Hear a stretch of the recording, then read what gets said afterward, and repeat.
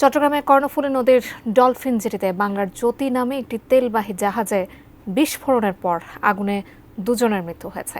এখনও নিখোঁজ আছেন একজন। চট্টগ্রাম থেকে আদিত্য সুমনের ক্যামেরায় প্রতিনিধি মনিরুল ইসলাম পারভেজের তথ্য ও ছবিতে বিস্তারিত।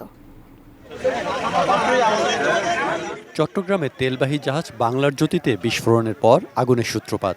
সোমবার সকাল 11টায় চট্টগ্রামে ইস্টার্ন রিফাইনারির ডলফিন জেটিতে অপরিশোধিত তেল খালাসের সময় এ বিস্ফোরণ ঘটে। নৌবাহিনীর 5টি, কোস্টগার্ড ও ফায়ার সার্ভিসের 8টি ইউনিট এবং বন্দরের 5টি টাগবোটের 1.5 ঘন্টা সম্মিলিত চেষ্টায় আগুন নিয়ন্ত্রণে আসে। শিপে প্রায় 12,000 টন অয়েল ছিল। এটা যে এখনো আমরা বলতে পারছি না, আমরা দেখে ফাইনাল ক্ষয়ক্ষতির বিবরণটা আপনাদেরকে জানাতে পারবো। 65% পর্যন্ত বিদ্যুৎ বিল সাশ্রয় করে আপনাকে রাখে প্রশান্তিতে। ওয়ালটন ফ্যান হাওয়া বদলে দেয়। পরে জাহাজটির ফোরম্যান নুরুল ইসলাম ও ডেক ক্যাজুয়াল ক্রু হারুনের মরদেহ উদ্ধার করা হয়। তবে সৌরভ নামে এক শিক্ষানবিশ নাবিক এখনও নিখোঁজ রয়েছেন।